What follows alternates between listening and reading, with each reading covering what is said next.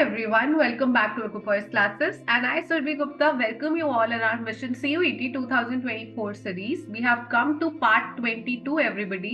यानी इससे पहले के पार्ट्स अगर नहीं देखे हैं तो इसी नाम से मिशन CUET के नाम से प्लेलिस्ट है मेरे चैनल पे, लिंक मैं डिस्क्रिप्शन में दे दूंगी, तो प्लीज वहां जाओ, सारे पार्ट्स वहां पर है। And also if you are aiming to get that 100 percentile, stay tuned. हमारा ये वीक जो है ये इसका थीम है बैलेंस ऑफ पेमेंट। जो आपको यहाँ टॉपिक्स दिख रहे हैं इन्हीं टॉपिक्स पे क्वेश्चन इसमें कवर्ड है। If you want to know me, you can pause and read. If you want to know me more, you can ask in the comment section. Then ये मेरा स्कोर कार्ड है। I appeared in CUET, for CUET exam in 2023, not as a student, don't worry. I appeared as a teacher just to analyze if what I'm teaching you is correct or not. And you can see I scored 100 percentile in economics. That means you can trust me. Okay, this is the agenda. Again, you can pause and have a look. Then syllabus ये रहा आपका balance of payment से है। यहाँ पे एक अच्छी चीज है, आप देखो, brief analysis of recent exchange rate issues. ये एक करंट अफेयर रिलेटेड इशू है जो आ सकते हैं क्वेश्चंस आपसे अलग अलग तरीके से, सिलेबस से लिंक हो सकता है। तो अगर आप जानना चाहते हैं कैसे, तो आप सैटरडे वाली वीडियोस देखा करिए जो इको अफेयर वाली वीडियोस आती हैं, उन्हीं में मैं करंट अफेयर को सिलेबस से लिंक करती हूँ। देन ये आपको मिलेगा कहाँ पर, इस वेबसाइट पर, एंड एनसीईआरटी आपका बेस्ट सोर्स है। ठीक है, क्वेश्चन देख लेते हैं।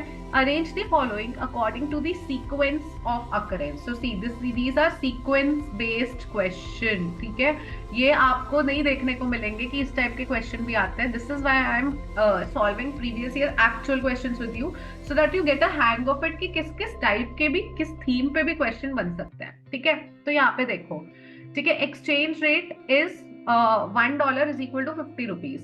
Then due to some reason $1 becomes equal to 55. ठीक है, this change is known as depreciation of rupee. Due to this export from India will increase. Export India से increase हो जाएंगे। क्यों? क्योंकि पहले हम कुछ बेच रहे थे, हमें $1 के बदले सिर्फ 50 रुपीज मिल रहे थे वहां से, लेकिन अब हमें $1 के बदले 55 रुपीज मिलेंगे। तो हम कोशिश करेंगे कि हम अपना प्रोडक्ट ज्यादा बेचें, एक्सपोर्ट इंक्रीज हो। तो सीक्वेंस क्या बन रहा है, पहले डी आ रहा है, उसके बाद एक्सचेंज रेट ए हुआ, due to some reason 1 rupee became this, तो बी हुआ, उसके बाद this change is known as depreciation, due to this export will this. तो the correct answer is D B A C everybody. ठीक है, अगर आपने सिर्फ डी भी फिगर आउट कर लिया था तो आप एलिमिनेशन टेक्निक से भी यहाँ पे पहुंच सकते थे। Okay, then you can see accommodating transactions, capital account transactions, current account transactions and autonomous transaction. ठीक है, सबसे पहले if I know कि accommodating capital account transaction relate करती है change in asset and liability से, तो B जो है वो 1 हो गया। देन मुझे पता है करंट अकाउंट ट्रांजैक्शन है, उसमें आता है trade in goods and services, तो आई नो सी है 4 हो गया। ठीक है, लेट्स सी 1 and 4 से हम कहीं पहुंच सकते हैं। सो B1 है, C4 है, तो we have already come to the correct answer everybody. यहाँ पे B1 and C4 एक ही ऑप्शन में आप देखेंगे, that means A is 3, even if you didn't know A, that is what I am saying कि A is 3 below the line and autonomous is above the line. अब how? ठीक है, you can C in NCERT international transactions are known as autonomous when transactions are made due to some reason other than bridge the gap in balance of payment. यानी balance of payment में ना दो side है, credit and debit. तो ये वाली transactions जो है autonomous, ये अपने रीजन से होती है, हम इसमें बस ऐड कर लेते हैं पैसा आया या गया। ठीक है, लेकिन फिर क्या होता है जब हम इनका बैलेंस देखते हैं, अगर रिसीट ज्यादा है यानी पैसा आया ज्यादा है और गया कम है यानी सरप्लस है, तो भी हम एडजस्ट करने के लिए, क्योंकि हमें बैलेंस करना है, तो भी हम एडजस्ट करने के लिए कोई अकोमोडेटिंग ट्रांजैक्शन करेंगे। या फिर अगर पैसे गए ज्यादा है आए कम है, तो भी हम अकोमोडेट करने के लिए कोई अकोमोडेटिंग ट्रांजैक्शन करेंगे, which you can C below the line. ठीक है, on the other hand I determine gap in the balance of payment, that whether it is a deficit और सरप्लस, तो उसी के लिए हम अकोमोडेटिंग ट्रांजैक्शन करते हैं, इसीलिए उसको बिलो द लाइन कहते हैं। पहले अबव द लाइन जो बिना अकोमोडेट के रीजन से, अपने रीजन से करी गई है, वो ऐड कर लो, ऑटोनॉमस ट्रांजैक्शन, फिर बैलेंस करने के लिए बिलो द लाइन ट्रांजैक्शन होगी। ठीक है, so this is what the answer is.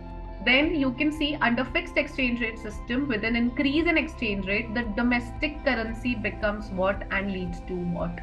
ठीक है, सबसे पहले तो fixed exchange rate है। fixed exchange rate में जब डिवैल्यूएशन होता है, रिवैल्यूएशन होता है, अप्रिसिएशन डेप्रिसिएशन नहीं होता, वो फ्लेक्सिबल में होता है। ठीक है, तो ऑप्शंस में वो है ही नहीं। चलो, उसके बाद फिक्स एक्सचेंज रेट में increase in exchange rate, increase in exchange rate का मतलब क्या हुआ, मैं आपको यहाँ पे एनसीईआरटी से दिखाती हूँ. In fixed exchange rate when some common action increases then या so increases the exchange rate. आपको क्वेश्चन में क्या दिया है, increase in exchange rate.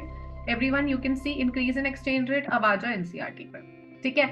Increase in exchange rate thereby making domestic currency cheaper, domestic currency cheap हो गई है, सस्ती हो गई है, इज कॉल्ड एज डीवैल्यूएशन. ठीक है, यानी पहले आपको पैसे $1 के बदले $1 आपको सस्ता मिल रहा था, अब महंगा मिल रहा है, यानी आपकी करेंसी चीपर हो गई है. तो करेक्ट आंसर क्या है, चीपर एंड डीवैल्यूएशन. देखा आपने एनसीईआरटी की लाइन से एग्जैक्ट क्वेश्चन पिक करा. Then let's come to final question of the day. When an Indian buys a UK car company, Indian ने यूके कार कंपनी खरीद ली, तो कार कंपनी तो खरीद ली, बट उसके बदले पैसे तो दिए हैं. पैसे तो यूके कार कंपनी आपने खरीद लिया, बट पैसे तो गए ना. तो पैसे जाने का मतलब क्या होता है, it enters into which account. सबसे पहले कार कंपनी है, असेट है, ठीक है. कैपिटल अकाउंट, ट्रांजैक्शन, ठीक है, असेट है. अगर वो बोलता कौन सी साइड आएगा, क्रेडिट डेबिट, वो भी पता होना चाहिए. मुझे कमेंट बॉक्स में लिख के बताओ कि ये यूके कार कंपनी खरीदी है, ये क्रेडिट साइड जाएगी या डेबिट साइड जाएगी. या आप लोगों के लिए क्वेश्चन है, जो डिलीजेंटली मेरी वीडियोस फॉलो कर रहे हैं उनके लिए क्वेश्चन है. प्लीज कमेंट बॉक्स में लिखो, ठीक है. एंड ट्रस्ट मी, अगर आप कमेंट बॉक्स में इसके आंसर देते हो ना, मतलब I am going to do something special for you. I am telling you because you are following the videos. I mean, I would know who are actually following the videos and just not watching it for the sake of it. Okay, so correct answer is capital. Okay, you can see capital account में यहाँ पे लिखा है if an Indian buys a UK car company, it enters into capital account transaction. Okay, answer मिल गया है आपको, debit item. ठीक है, तो चलो छोड़ो, मत करो कमेंट में आंसर.